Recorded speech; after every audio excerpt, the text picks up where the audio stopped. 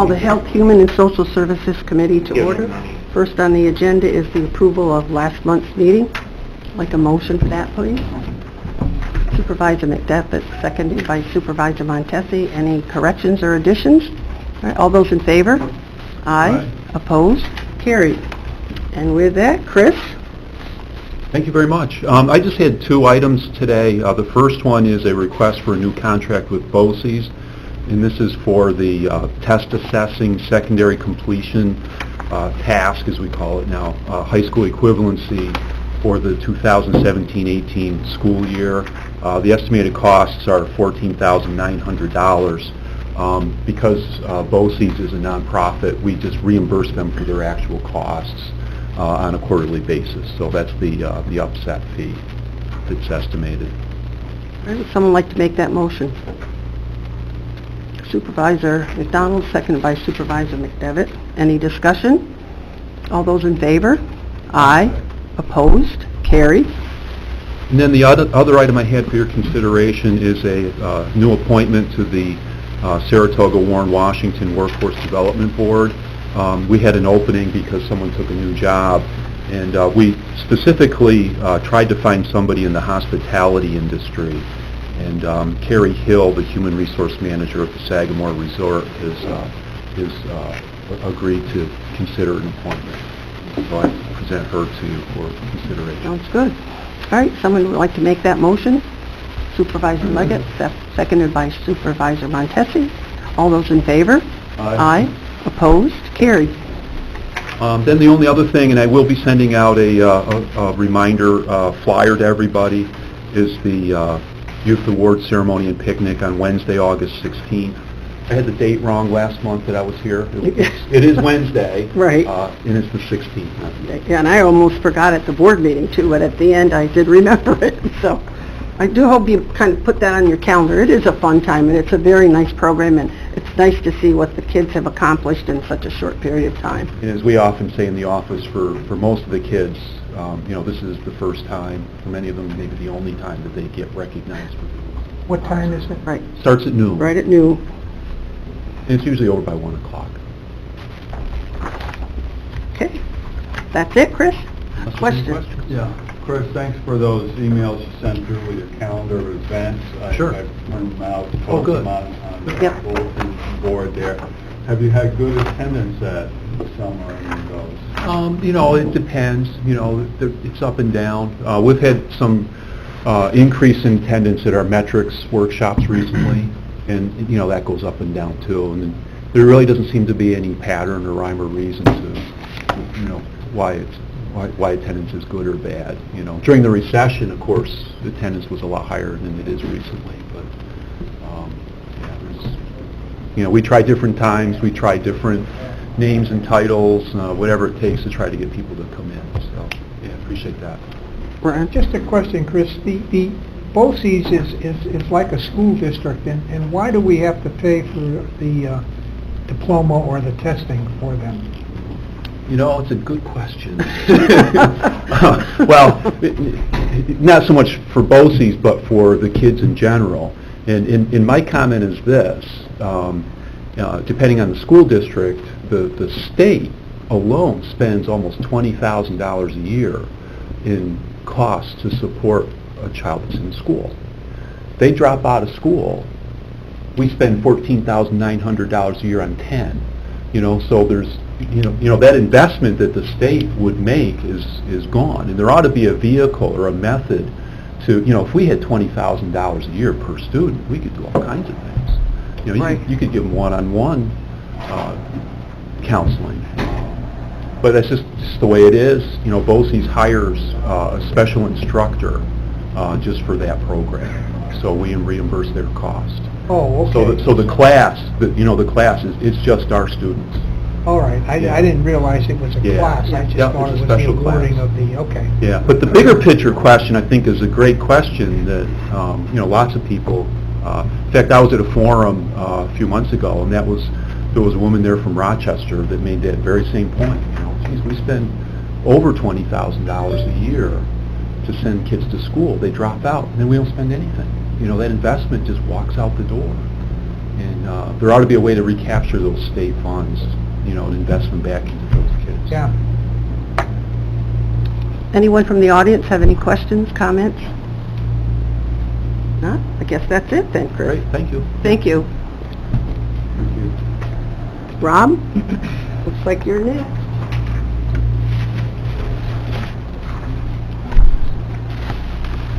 Hey, good morning. I'm good. Yes. Yeah. You go ahead.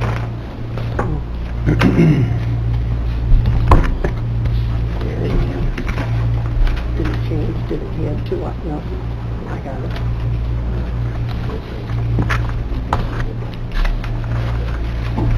You sure?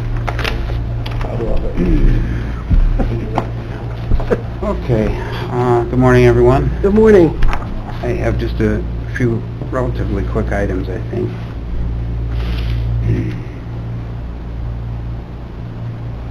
First item here is to a request to amend Resolution 501 of 2016, contingent upon the outcome of pending litigation between 820 River Street and New York State Office of Alcoholism and Substance Abuse Services.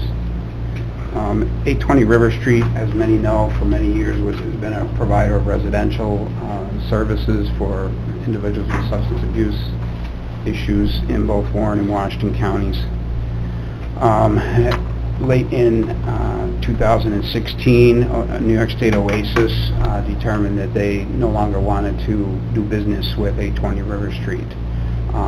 The funding that we receive and that we pass through to them is 100% state aid. And so at some point toward the end of last year, Oasis cut off their funding. Now they've continued to operate services, maintaining the same level of services without the state funding. But we had lined things up to contract with the Addictions Care Center of Albany last year because we thought that the two agencies were going to merge. But the merger fell through. 820 River Street kind of dug their heels in and in fact has turned around and sued New York State. So we're in a situation now where, according to the resolution, I lined things up to contract with the Addictions Care Center of Albany. I think a copy of that should be in your packet.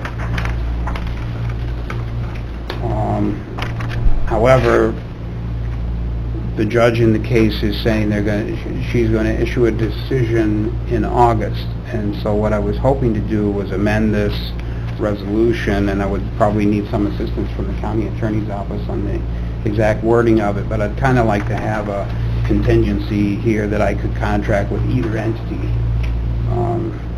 either the Addictions Care Center of Albany or 820 River Street, depending on how the decision goes. What I'm trying to avoid is the time lag if a decision is issued in August and then have to bring it back to committee. That could be late August and then into the September meeting. So I'm just trying to avoid the time lag. I want to be poised so that we can quickly execute a contract and keep the services in place and get the funding moving. Mr. Montesi? Oasis, they're willing to put the grant back if we do go with 820 based on the judge's decision? Or what made them leave Oasis leave 820 originally? Well, 820 had some financial scandals within the last 2 or 3, 4 years, and 820 felt that they weren't financially, viable. So they cut off their funding and actually took it out of our state aid letter. So we don't even have the funding right now, although we have Oasis telling us that once this court situation is resolved, that they will reinstate the same level of funding to us. And they'll allow us to go with 820? If the court says that the court says so, yes. So what's made them more businesslike? If they had financial misgivings, have they changed management? They have changed management. They've changed their entire administrative personnel. Okay. We've never really had any issue with the quality of their services. The level of service has been good for us. Okay. It must be a little more difficult having to go to Albany, or having The Albany group come in. Yeah, I mean, it would be more difficult because right now 820 owns the properties that they're using, and they haven't been cooperative at this point in saying that, they would just turn them over or sell them to ACCA. So ACCA would have the issue of coming in and having to locate properties. So that could take some time as well. So that was also part of the reason we wanted to get. If we need to move, we can move quickly. We need the direction. All right, would somebody like to bring that to the floor, and then if there's more discussion, we really should have done that I'll first. bring it to the floor. Supervisor Montesi, seconded by Supervisor McDonald. Now, if there are any more questions, Supervisor McDevitt. Yeah, I think, Ron, the issues, I think, became really serious. I think somebody actually went to jail. So this, I think the FBI at one point was involved in the investigation. The administration of the program, I think, was subject to question by, on the part of some people. So it is what it is. So tough programs to administer, and I think Peter Young, Father Young, did a wonderful job in terms of encouraging state support for his programs, and basically was a cheerleader for people involved with addiction. But I think at the end of the day, he probably relied on some administrative people that at the end of the day were not very helpful to him. Any more discussion? All right, all those in favor? Aye. Opposed? Carried. Okay, thank you. And I had a couple of departmental updates. Just wanted to let folks know that we have scheduled a day-and-a-half workshop, cross-systems workshop. It's called a Sequential Intercept Mapping workshop. And what it does is it brings together criminal justice entities with the behavioral health treatment providers, and it does like a cross-systems look at how individuals with mental illness and substance abuse issues come into contact with the criminal justice system. Different points of potential, what they call intercept, so that we can do local planning into how we can better serve individuals with mental illness and substance abuse, and how we can potentially divert from further involvement with criminal justice system. So we bring together like local law enforcement, jail personnel, the DA's office, the courts. I think Judge Hall has committed to participating. We have our treatment providers, we have the mobile crisis team. We would bring in the ER staff too, because they deal with that point of intercept quite a bit. And it's a day-and-a-half workshop. We received outside funding for this. It's from the Policy Research Associates Incorporated. So that's just an update. I just wanted to let folks know. When is that going to be, Rob? Effort is going on. That's going to be on September 26th and 27th. Oh, okay. And we're doing that training in one of Maureen's training rooms there on the first floor at the Human Services Building. Okay. Good. Sounds good. So I can provide a further update after we've had that exercise and engaged in some training. The outcome of that is some short-term goals and some long-term goals related to these issues. So I'll keep the committee posted. Right. Good. Also wanted to let folks know that we've arranged for a disaster mental health training. Several years ago, by resolution, the county appointed a disaster mental health team. This was a team of clinicians from the community, volunteer clinicians, who were trained in a state curriculum to respond. And basically what it is it's like a tool in the tool chest for Office of Emergency Services or law enforcement if there were to be some sort of mass disaster and there was a need for disaster mental health responders to be part of the response, then we have a team ready on call that can be deployed. But it's been a number of years since we did that training, and people have kind of, interest may have waned, or people, retired or moved on. And so there's a new curriculum, and we're going to reconstitute the team. That training will be on September 29th. We're still working on a location for that training, but at some point I'll be bringing a list of, these are clinicians, master's level clinicians from the community that will be trained in this curriculum, and I'll bring a resolution to appoint them as responders on behalf of the county. Okay, good. And the only other thing I had was a report out on requests for authorization for travel. I had two requests that were signed off on and approved, thank you. One was for attendance at disaster mental health training. I went through the curriculum myself.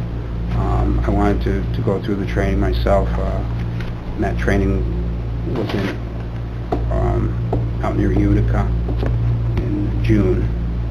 And at that point, we still had not firmed up whether we were going to be able to do the local training, so I just wanted to get myself trained in it. There's a copy of the notice there. And then also I attended a quarterly North Country Regional Planning Consortium meeting, and it had a mileage cost. There was no overnight travel or anything like that. And that funding was budgeted in our travel budget. So. Rob, just for your own benefit, your trip to Saranac, you only put 108 miles. It's probably almost double that, I think. I think that's the actual dollar. Oh, the dollar amount. Yeah, That was the dollar amount from Yeah. Okay, all right. I see it now. Okay, thank you. Trying to save you some money. Yeah. I appreciate all those updates, though, Rob. It's nice for us to know what's going on and where you've been going, so thank you for that. Thank you.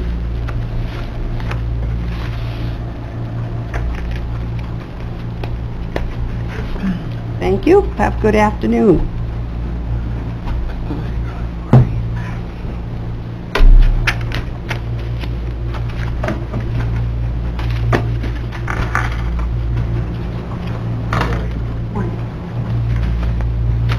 Thank you.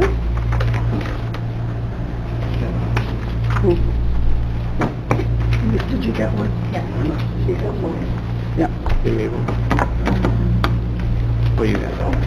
They want their But then resolutions. sometimes I they need their change. resolution on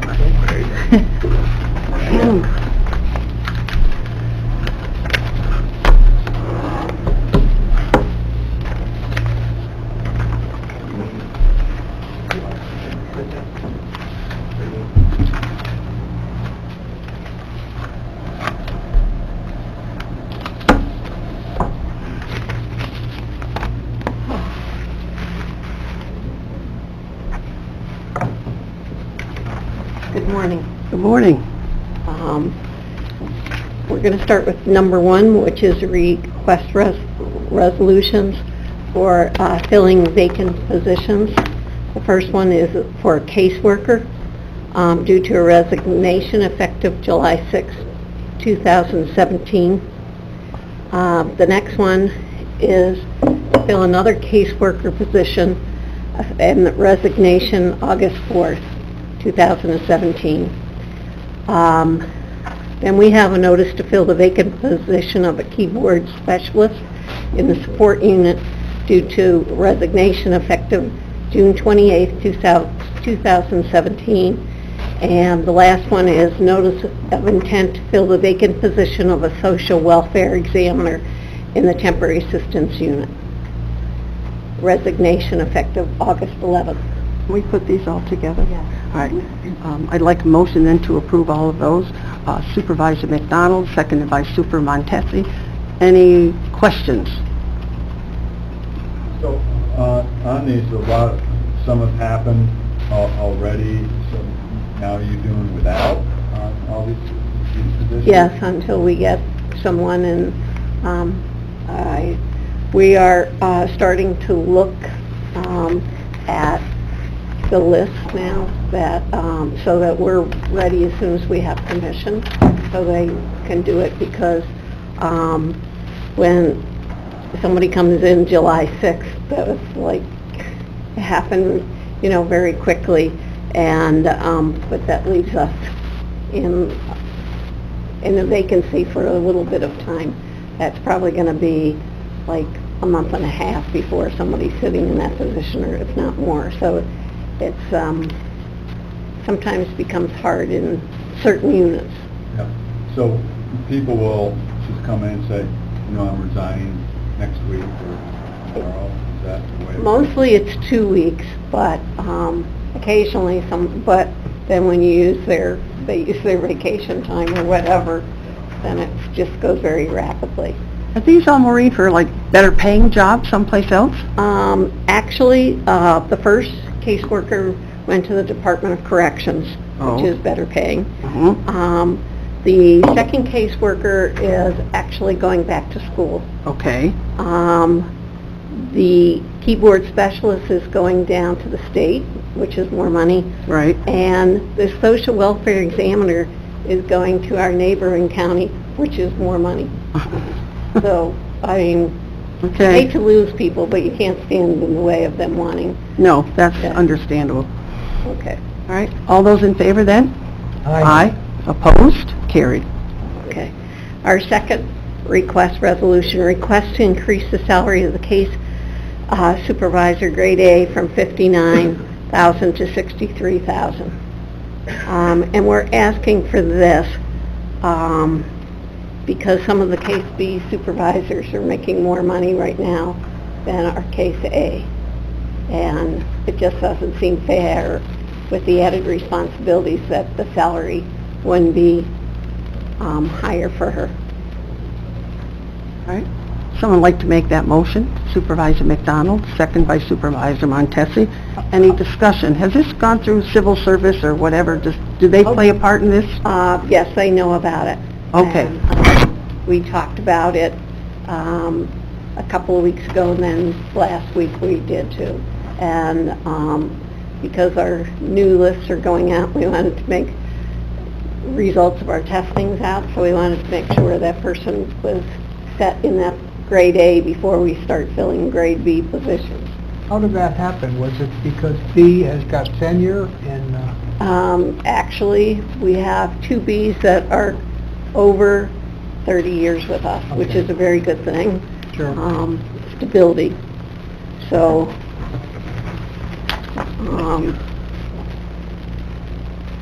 Any more discussion on that then? All right, then all in favor? Aye. Aye. Opposed? Carried. All right, next one, Maureen? is a request to create and fill the position of Resource Recovery Coordinator, grade 14, in the Resource Recovery Unit to the retirement of Resource Assistant, grade 12, who previously supervised the unit. Now, we have been, and we want to abolish the position of Resource Assistant, grade 12. The Resource Recovery Coordinator, that position actually supervises 3 staff and reports directly to the Commissioner. That was Trish Nenninger and I were discussing it, and she pointed out that it seems unfair to have that if someone would be a grade 12 and everybody else reporting to the Commissioner directly was a grade 14 or 15. And it just didn't seem, since she also had to supervise 3 staff, that was important that we up that position so it fit across the board with everything. All right, someone like to make a motion? Supervisor McDevitt, seconded by Supervisor McDonald. Any questions? All right, all those in favor? Aye. Opposed? Carried. The third request resolution is request authorization to submit the application for the youth program funds to the New York State Office of Children and Family Services as outlined in the 2017 Resource Allocation Plan, and request authorization for Warren County to contract with the towns and municipalities within the county to reimburse a portion of the cost for recreation programs and services for 2017. These funds are allocated for the youth programs and services throughout Warren County. Now, can these two go together, or do they have to be two separate resolutions? One is to submit the application, the other is authorization to contract with the towns. You have to do... Two separate ones, right? Right, yeah. All right, let's go back to the first one then. Request authorization to submit the application for youth program funds. Supervisor Montesi, seconded by Supervisor McDevitt. All those in favor? Aye. Opposed? Carried. Then we'll look at the next one. Request authorization for Warren County to contract with the towns and municipalities within the county to reimburse a portion of the cost. Someone like to make that motion? Supervisor McDonald, seconded by Supervisor Montesi. Any discussion? All right, all those in favor? Aye. Opposed? Carried. And our fourth request resolution is to request authorization to accept a $20,000 donation from the Children's Committee of Warren County to fund a part-time position that would serve, this was stated incorrectly last month. Right, so somehow. we pulled it from... So we pulled Right. it, and we wanted to say the funds would be used to cover the salary of a part-time community services aide, so that it's correct. Right, okay, Okay. so that was why we pulled that one last week. All right, someone like to make that motion? Supervisor McDonald, seconded by Supervisor McDevitt. All those in favor? Aye. Opposed? Carried. The next, I thought that maybe I could talk for just a minute about one of our departments. Cynthia last month we talked to you about, I think, the parental services unit. Right. And so to keep everything fair, I went to our second floor and talked to our people in the fraud unit, and we have one senior fraud investigator, 2 fraud investigators, and a senior account clerk in that unit. And last year, I asked her to highlight some of the things that she has done between, like, last year and this year.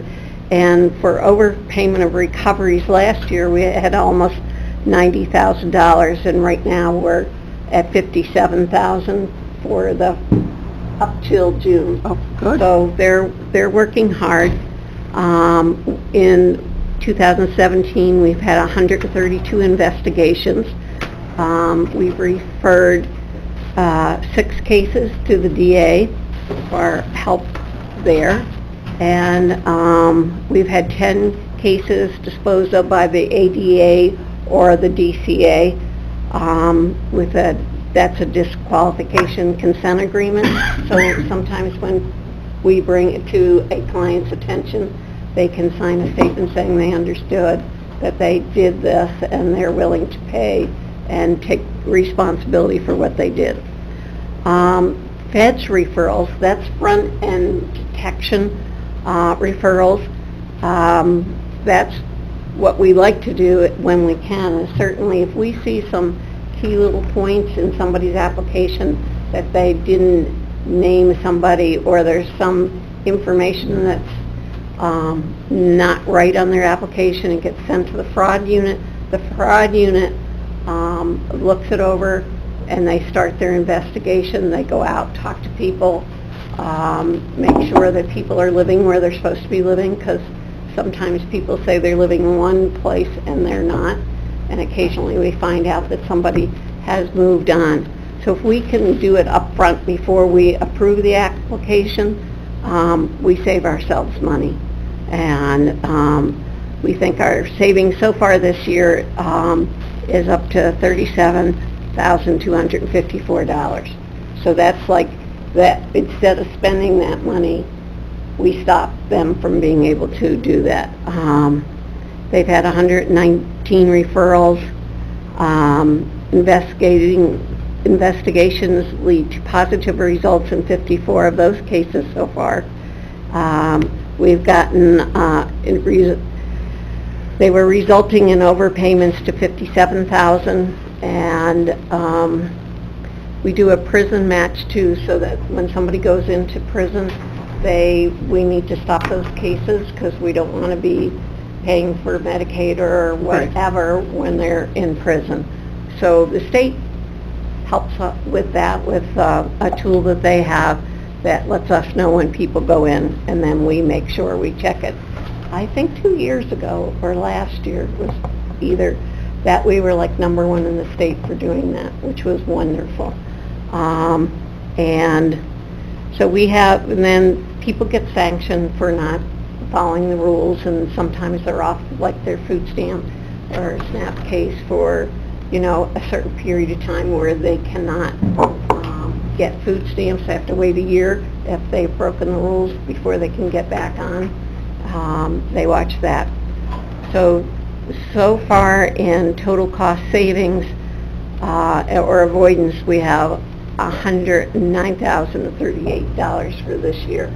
So that's just kind of a little bit of a thing about what some of the people are doing to make sure that we're responsible to the taxpayers, that we're just not giving things away, that we really follow the guidelines.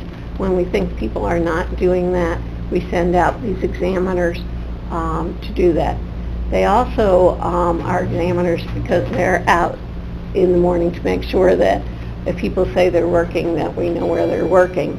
But they also go to the motels that we put our homeless people in to make sure that they're in the rooms by themselves, so they're not inviting people in the rooms, and that they're not drinking or doing other things. So they usually get a knock on the door in the morning. And for people that come in overnight, to make sure that they come in and file an application the next day so that we can get reimbursed for that, they knock on that motel door and tell them. Also, you need to get to the department to make sure. So we found out that helps a lot in that area.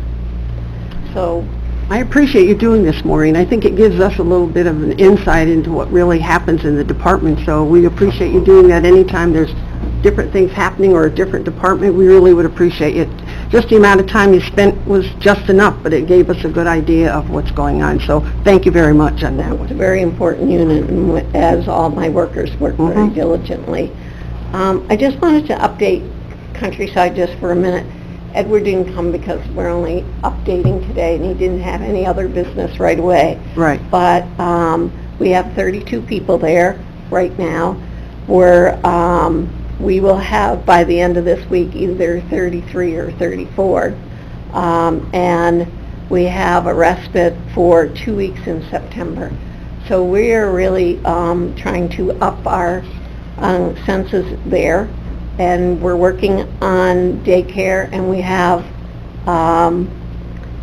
2 or 3 leads on people that possibly could be coming in to do the daycare, which is usually 9 to 4. So, but we can probably work that out if somebody had another need, if it wasn't too long. Great, I'm happy to hear that, so we're maybe making a little progress there. Ron? What could we handle? How many could we? We can go up to 48, and we're trying hard to get out and let everybody know about Countryside, because it's really a nice place for people that can take care of themselves but need some supervision in the way to make sure they get the medicines they're supposed to get every day, and that, people that maybe don't need to be cooking anymore, because we have 3 home-cooked meals a day there. So, and we take people on outings, and they just went to the fish hatchery, I think a week ago. They also had a campfire on Friday night where they sit around and do things like that. And there's other kinds of things they can do, and we're always looking for things. I think they're going to take a boat ride. If they haven't yet, they were planning on taking a boat ride on the lake. So they have lots of activities they're trying to get them involved in. yes, That's get good. them involved, yes. Right. Craig, did you have something you wanted to say? Yeah, Edward called me, and he'll be coming up to Chester at our town board meeting to talk about Countryside, so good to see he's getting out there to support that. Well, Thank you. Yeah, we encouraged him to do that. We told him it would be good if he got to the towns, lay out the program so they know what, they have to offer over there. So I'm glad to see that he's doing that. Good. I think he's also going to Johnstown, Johnsford, in the next 2 weeks, I believe. Good. I don't know the exact date, but I know we had to, and thank you for letting him come. So, now we turn it over to Julie. For our overtime report, we've been consistently kind of high due to the volume of calls and reports and that kind of thing. And we've also had a lot of training in the first 6 months, which looked like it was starting to finally come down, but with hiring new people, the expectation is going to be that it's going to start back up again. We keep an eye on it and try to keep it as low as possible, but some things are unavoidable. And then for our revenue, our contracts, most of them have started coming in, and we've paid many months' worth. However, the revenue lags when we pay invoices and do our claims. The actual turnaround time is about 3 months. Okay. So if we have huge expenses in May, I'm not expecting to see that revenue for 3 months. Okay. So the last 6 months of the year, we should start seeing large increases in the revenue. Okay. And just as a heads up, I know we're coming into our budget, and I just want it out there that we're receiving all of our grant allocations, and so far, consistently, they've all been reduced. So just so you know that's coming, I want it out there.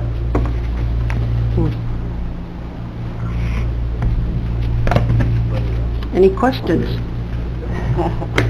That was Committee. for you.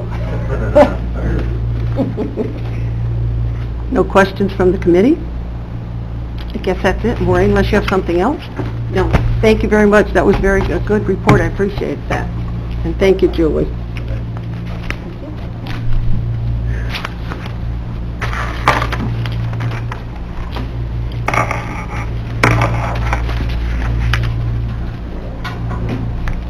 Julie, how are you? Good. How are you? I'm well, thank you. How are you? Good morning. Good morning. Hello. Morning. Good morning, how are you?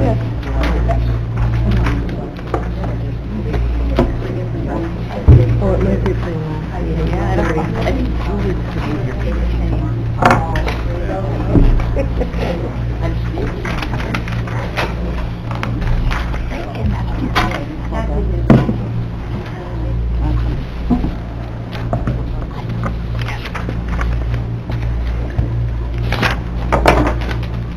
Good morning, ladies. Guess we're all set if you are. Okay, first thing on the agenda, you're going to be on first this morning, budget transfer and budget amendments. Okay. Attachment number 5. Those are my budget transfers. My first one is that we hired a per diem person to help out in our maternal child health family health department. So I'm moving some money from our full-time salaries down to part-time to cover that position. Till the end of the year, my guesstimate is around $11,268 based on where we are right now. She just started, I believe, the end of June or beginning of July. And my second one is for our bioterrorism. We had a person leave back in March, and so I'd like to move those salaries, which I will say we've already requested from the state, and they have approved it, to move from our part-time salary line down to, you'll see office equipment, other equipment, supplies. We got a couple laptops, so maintenance on equipment, and retirement expense looked like it was running a little low, so I just wanted to make sure all those were covered till the end of the grant year for that. And so those monies I moved, so the total of that on attachment number 5 is $17,408 that I just need to transfer within. And then, I don't know, do you have to do anything with We have that? to do a resolution. Okay, all right, let's make the resolution for that one. Mr. Leggett will make the motion, a second to that, Mr. McDevitt. Any discussion? All those in favor? Aye. Opposed? Carried. All right, we'll move on then. And then attachment, I believe it's next, yeah, attachment number 6 is is my request for 3 COLA grants, COLA additional grants for our lead program, our immunization action program, and our rabies program, and they're broken out by each one.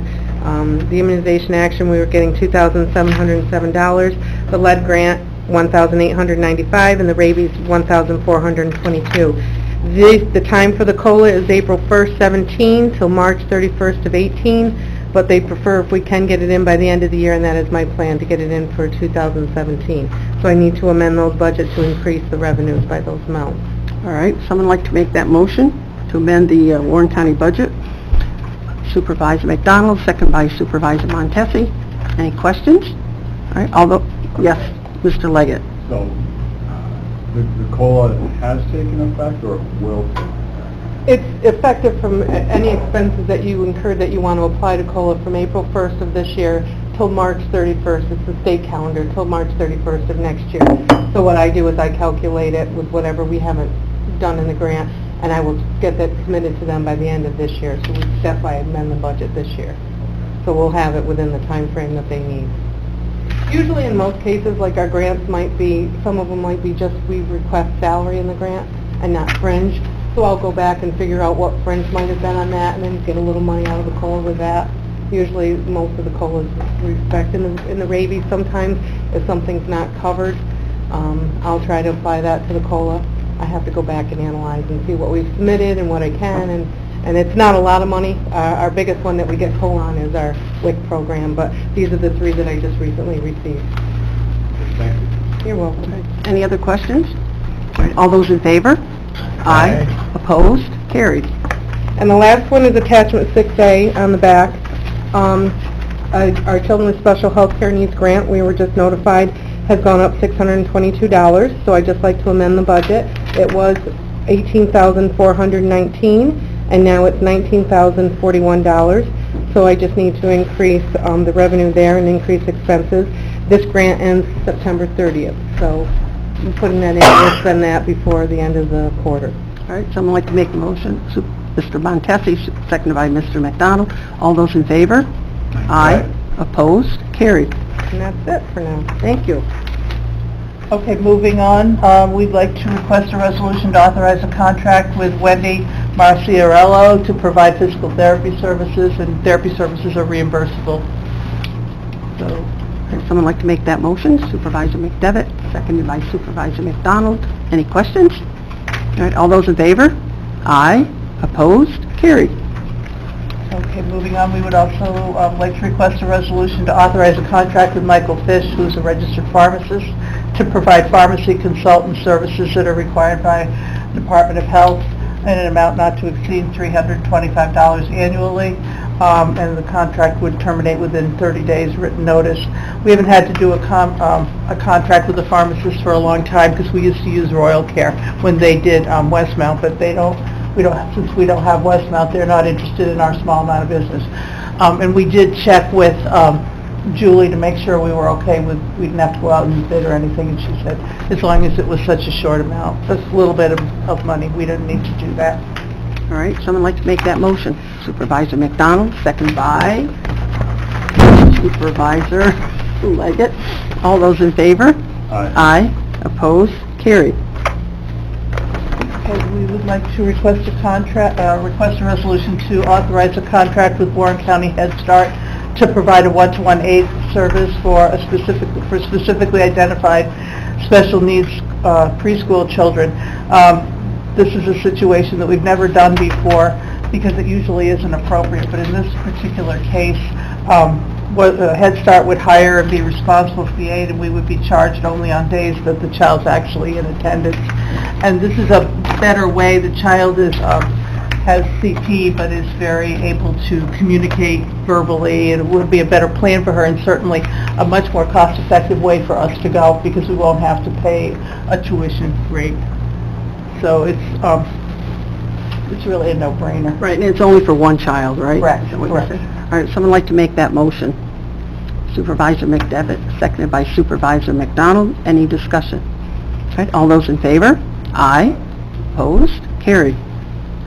Okay, next, we'd like to request a resolution to amend our contract with Delta Health Technologies to allow for migrating patient information data from our Encore system to Crescendo and preserve our investment in Encore's perpetual license, which in a nutshell means we need to upgrade our electronic medical record systems. This is one where I've been a little bit sweating because I thought it was going to be pricey, so this is where my sign on my door, we don't believe in miracles, we rely on them because this is sure one. But we have enough money with our district monies that we've been having to more than cover that cost. So Tam, if you want to, Yep, today, She's our girl. and you all remember that wonderful training that you all sat through for district, but to date, we've received $53,575. We receive a quarterly payment based upon the activities that we do.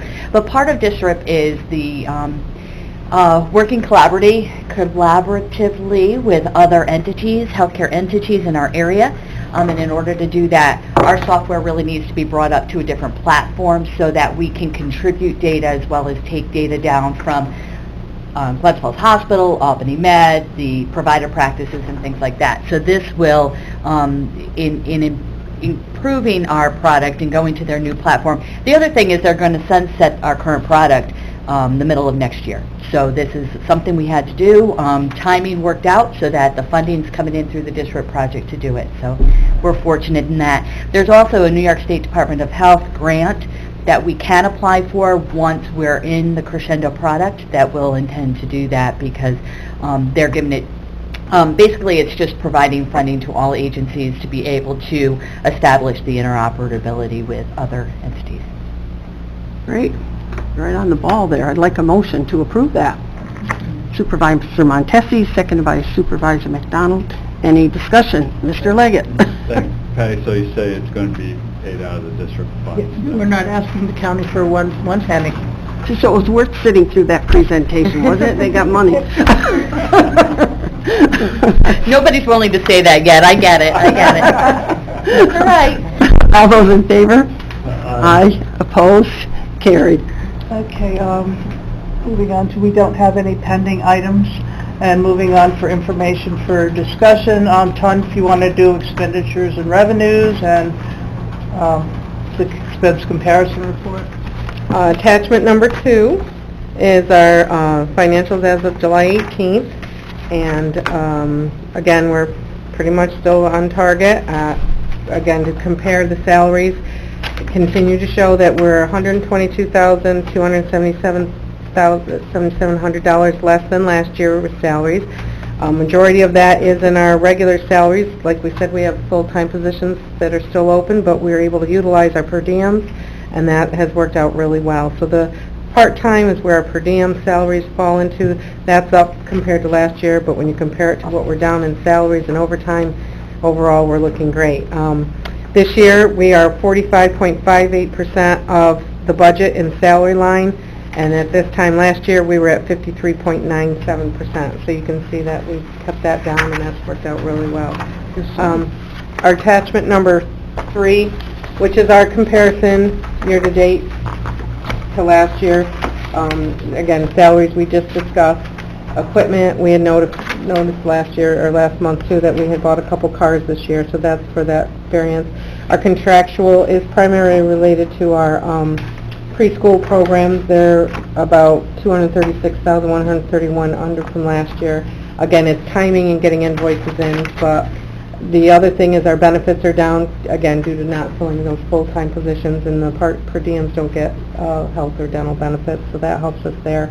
And revenues are slightly down, again, related to the expenses related to both the preschool program and some of our child goes down a little bit. Another thing to keep in mind is last year we did have about $65,000 in revenue from our long-term care program. We don't have that program anymore, so that's almost half of what this variance is that our long-term care is no longer part of this year's revenue.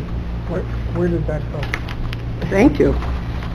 Where did that go? Where did the long-term revenue go? I mean, Well, We aren't doing, go ahead. Where did the long-term revenue go? He said, well, we aren't into... We don't have anybody, we don't have any patients that generate any revenue or expenses because that program is no longer viable in New York State. but what happened to those people that we were taking care of? A lot of them, they went into, were licensed agencies, because those patients, a lot of them they could be stable and they just need aid services, and they put them more into a managed care. So what we did is we contracted with the managed care program so that we can provide the skilled services, the nurses, the nursing oversight in those cases, and then the other certain, like the home health aides, they'll get directly from like a GAHA or another agency. And we can do that through our child license, so that's why we no longer have or no longer utilizing our long-term care license. I shouldn't say we don't have it, because we do. We are no longer utilizing our long-term care license. all right. Okay, you'll see attachment number 1 is our emergency response report. It's not quite as active. Things tend to slow down a little bit during the summertime, but you'll see the monthly report there at attachment number 1.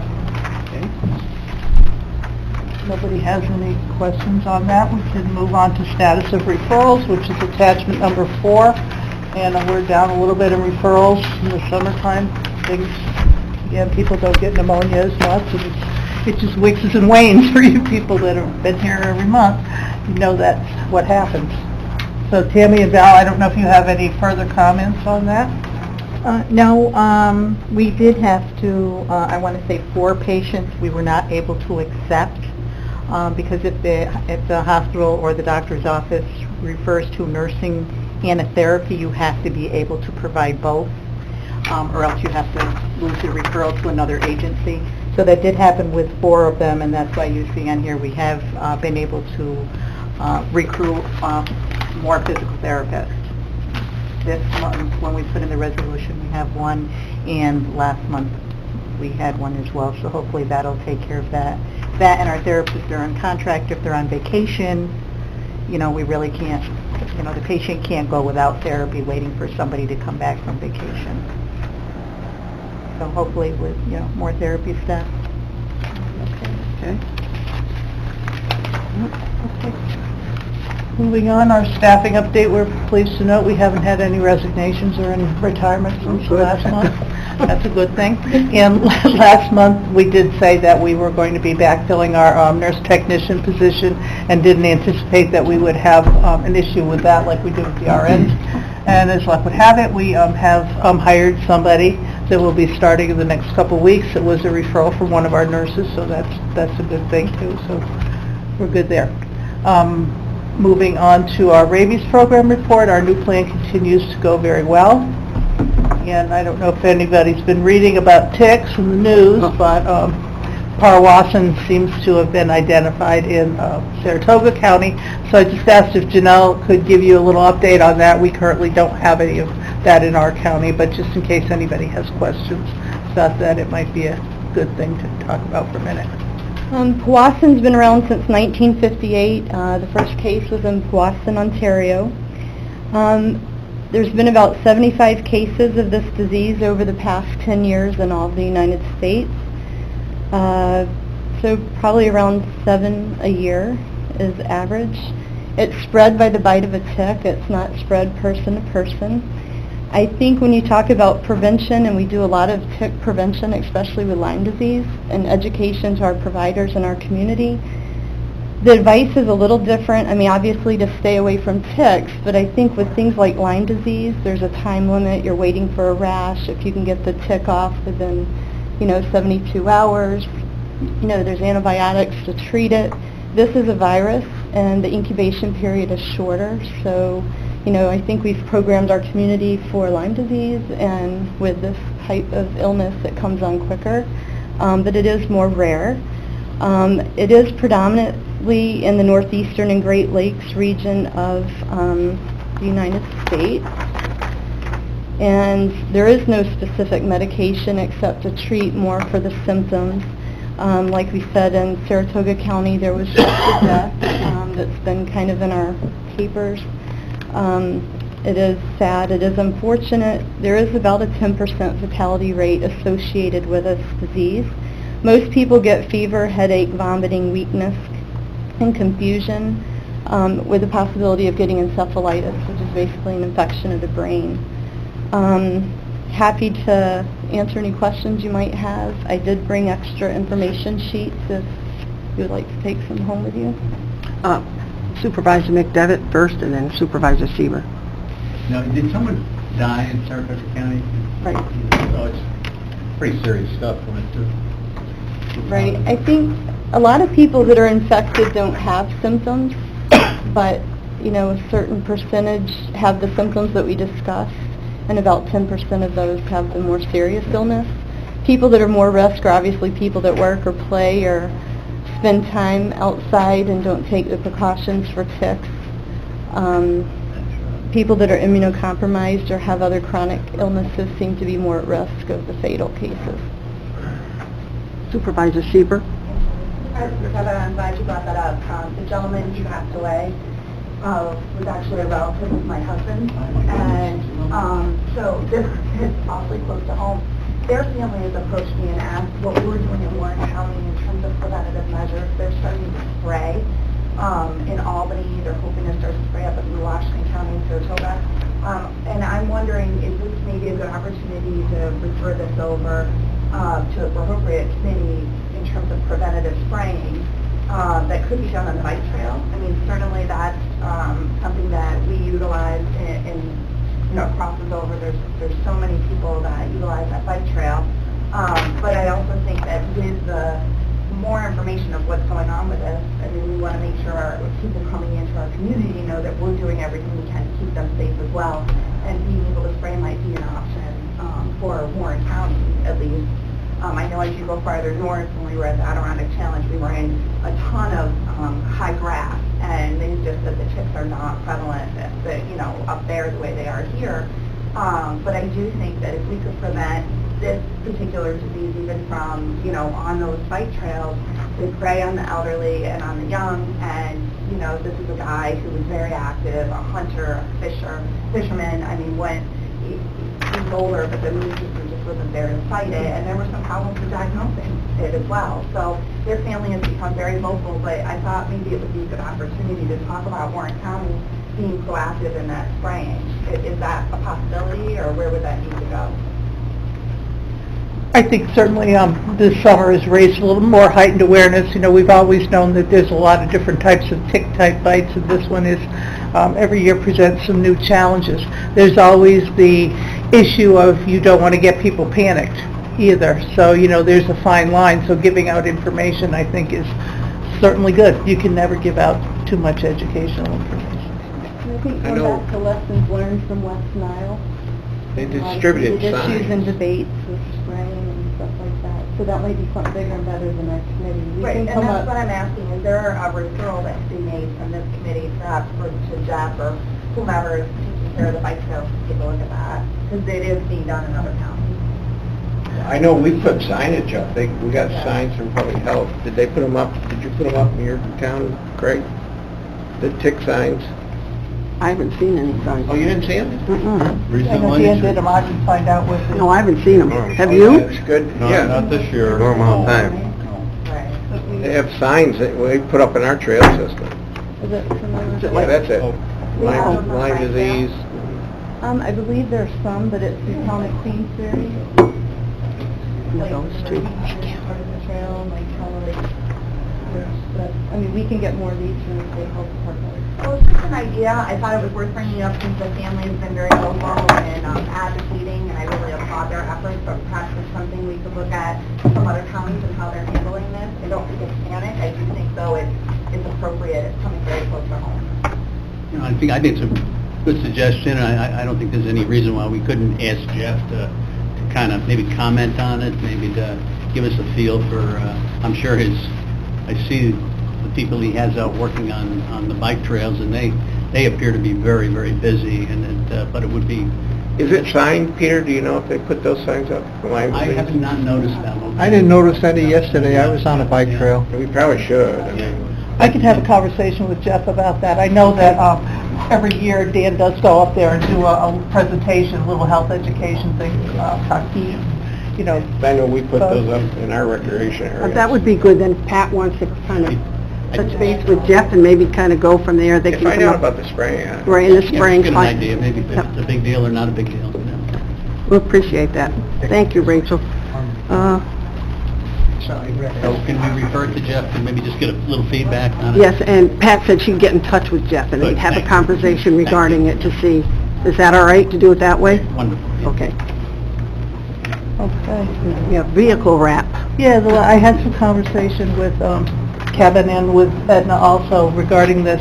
We have gotten an opportunity for some monies from Adirondack Health Institute that we would like to use to do some advertising, and one of the things that had come up, you know, they talked about billboards and things like that, but there's an opportunity to do like a vehicle wrap on one of our vehicles to put different health messages on so that you'd be circulating throughout the whole county. We could do things like cancer screening and again Lyme. So before we got to that point, we wanted to kind of get the committee's okay to go ahead and do it because we'll have to go out and get a couple quotes.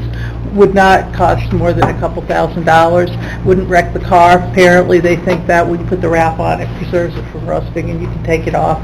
So before we went any farther, I just wanted to go to get a conceptual approval, and if you're in agreement next month, we would come back and show you what we were planning and find a place that could do it for us. And this What's the is feeling? Education and outreach. Yeah, just basically, it seemed like cars that have different kinds of messages on it, and I would assure you they'd be very tasteful and nice, and wouldn't be embarrassing to the county at all, but it would give us a way to get our name out there, and, you know, just have something that would last a little bit longer than just putting up a billboard or putting out flyers around. Any objections to that? No? We don't need a motion for that, though, do we? Maybe next month. I think next month we When would we need bring the motion something when we back, bring it, okay. Yeah. Sounds good. Any Yeah, one other question. This Powassan virus, was there only this one incident so far in our region? No, well, in Saratoga County, there were 3 cases. Cases in Saratoga? So, and that's, again, it's like Supervisor Seeper said, it's certainly something to consider and something that we need to bring to educating our people as much as we can. That's all we have for you. If nobody has any further I was going to questions. say, anyone on the committee have any questions, comments? Anybody in the audience have any questions? All right, then I think we will entertain a motion to adjourn. Supervisor McDonald, second by Supervisor Montesi. All those in favor? Aye. Thank you very much, ladies. Good job. Thank you very much. Thank you, Janelle.